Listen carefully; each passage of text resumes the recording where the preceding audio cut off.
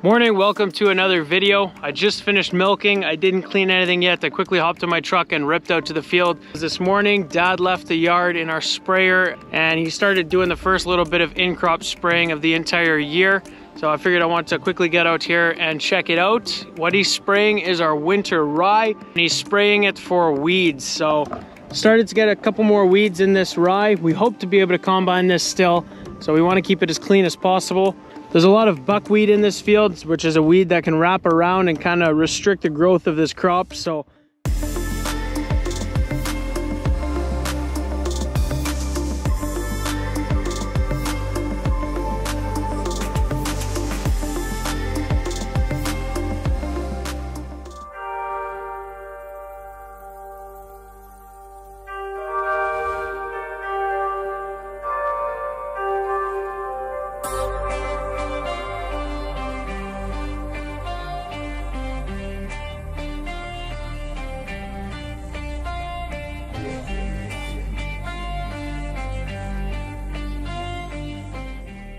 Dad finished spraying this morning and we're back out into the field to talk a little bit about the rye.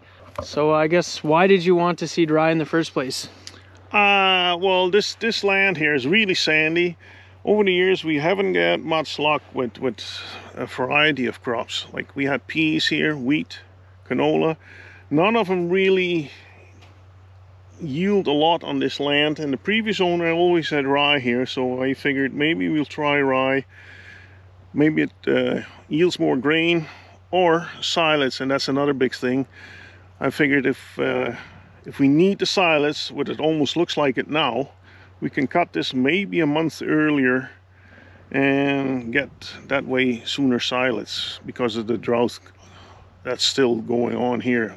And we got common rye here from bought off a neighbor, but also we got seed from Dale Wiley Seed Farms from Bigger.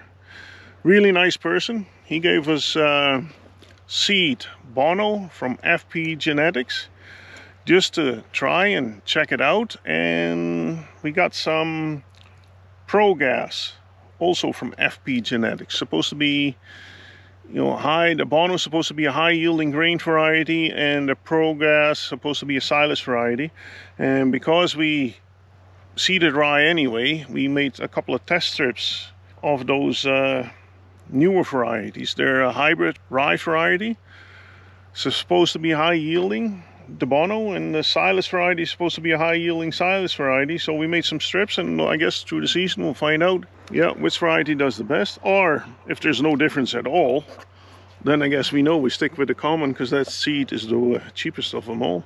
So far though, the hybrid varieties have some winter kill in there, and they don't look as good, I think, but I'm just a beginner in this stuff, as the common stuff.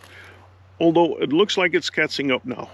So cool. Could you explain the common variety? What do you mean by common? The common, well, that's seed from it's just been a rye crop harvested year over year and then seed cleaned and then replanted for probably 20 years, maybe at least. Yeah, the seed that we used for that could be 20-30 years old still, seeded, combined, and it's nothing special about it. It's been probably around here for years. I believe the previous owner that we bought this land from grew that rye, sold it to another neighbor, and he grew it, and we bought it back off that neighbor and seeded it last fall in this field. So that's pretty cool too. Yeah, it is pretty cool. Old genetics. Yeah. We'll find out if it works or not. Right on. I guess maybe you guys can see this on the video. This is the Bono. This variety is the silage variety. Yeah, ProGas. And then the common stuff is, so maybe you guys can see the color difference. The line is right there. This stuff's a little bit lighter. And I guess this is the winter kill you're talking about? Yep, there's a little bit in here. There's some plants here. Like you can see, these were plants. This was a rye plant. And there's more stuff like that in here. Just froze and died? Yep. Gotta be tough to live in Saskatchewan, I guess. I guess that's right. And then this is the common stuff. There's almost no patches in here. No, but if you look at the crop, you can really see it's starting to get, it's suffering already from dry. Really using a soaker, but so far not yet.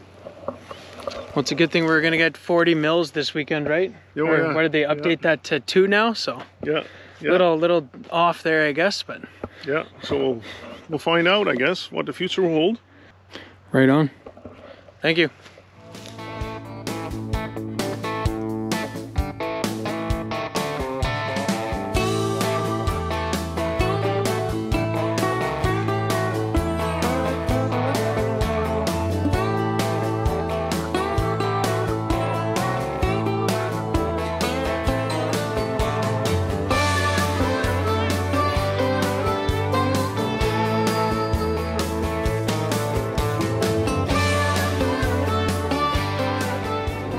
We're here with Miriam, my sister. How's it going, Miriam? Pretty good. The people say they want to see more of you in the videos, so I guess we're gonna try and make that happen. But we're doing the same thing we were doing last night, picking the plastic out of the dirt, except Miriam's helping me today.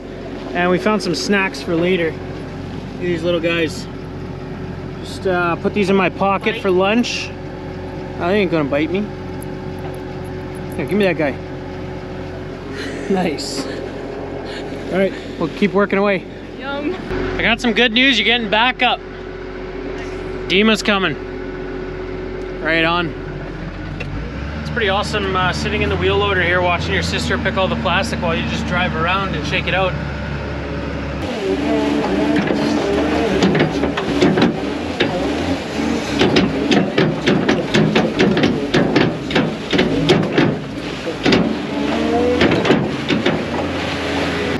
We got this entire area where we had, I believe, 5 silage pits worth of plastic and dirt mixed up, completely cleaned now, scraped neatly, and ready for hopefully a lot more silage this summer.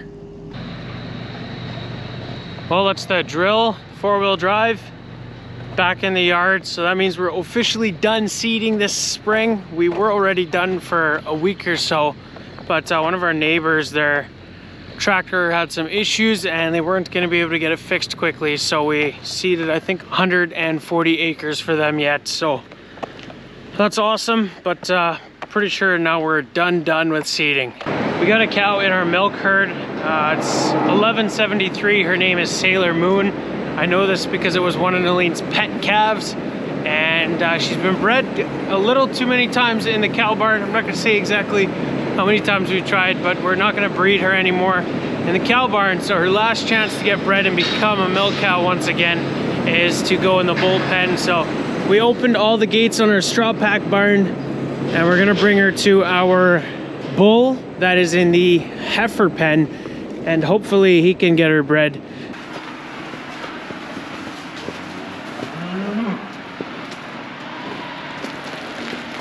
So we're just looking for the bull. He's either in this pen or that pen. We're gonna try and get most of the other animals out of the pen and just leave those two in the pen together overnight.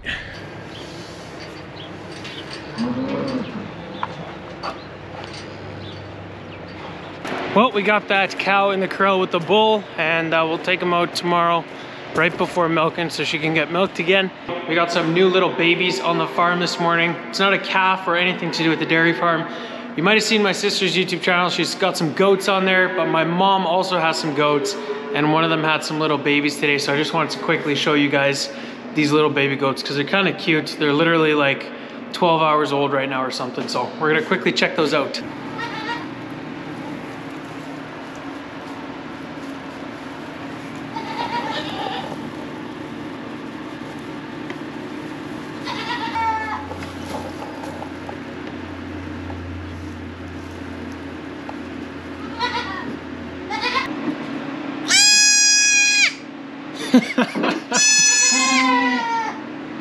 Isn't she cute? A little girl. Yeah. She's, it's hard to imagine that it's possible, but she's actually more annoying than the old ones. So these were born last night? Yes. And you got here and you saw the one was born, but it was covered in slime? Mm-hmm. I thought it was dead. But then I went there and she was like, so I quickly took my sweater off and cleaned her everything, and yeah. And now she's alive still. Yeah, and that little one there with the black. Lucky goat. Although that mama goat is eating the placenta, just like a cow would. Yeah. Funny, eh? Yeah. Right now I'm actually standing in our feedlot, and this is where we house a bunch of our young stock replacement heifers, as well as our dry cows and grower steers. They're all out in this feedlot. These last 4 corrals here are newer corrals, and the other 5 over here are old. And these ones have all had walls replaced, except for, I believe, this one right here. So that's what I'm gonna start doing this afternoon. I think I said these walls last about 15 years.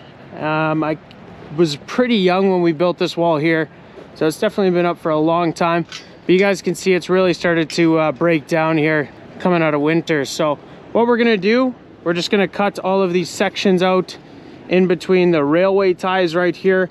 Hopefully these are all good, because replacing those makes this job a lot bigger. It's actually gonna be pretty convenient because the wall separating the 2 corrals is just for the same corral. It's our bred heifer pen, and we have the gate between them wide open right now, so I don't have to take one corral out or something, or both corrals, to replace this wall. We're gonna try use the Milwaukee chainsaw. I definitely believe that the gas powered one is still superior to this thing, but we'll see how far it gets us.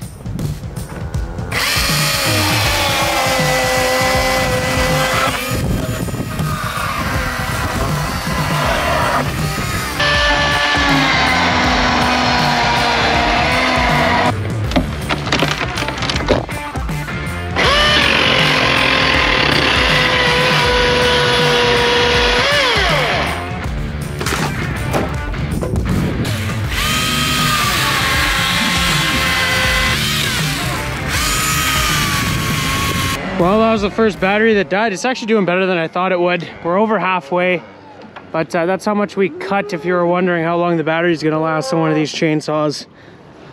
1, 2, 3, 4, 5, 6 sections. So I'm sure someone's gonna ask the question, Yun, if these 2 corrals are the same and the same animals are in here and they're mixed up anyway, what's the point in rebuilding the wall? We still find it pretty handy to be able to separate this smaller corral and put a group of animals in here. And to have that option is something that we actually use pretty often, probably 6 or 7 times a year for a group of cull cows. So we need to be able to lock these corrals up or separate them. So that's why we're just rebuilding it. Dad's coming with that case wheel loader. We're just gonna hand bomb these sections into the bucket, and then we'll bring them out of here.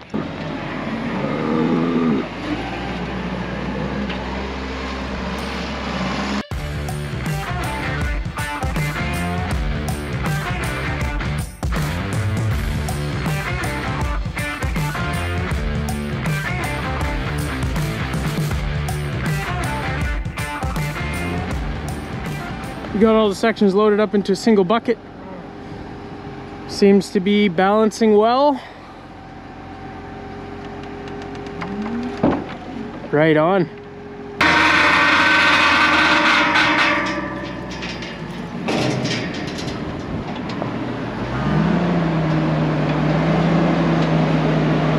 But that is going to be it for today's video, guys. I hope you enjoyed. If you did, be sure to hit those like and subscribe buttons down below. Check out the Instagram @SassDutchKid, and I hope to see you guys in the next video.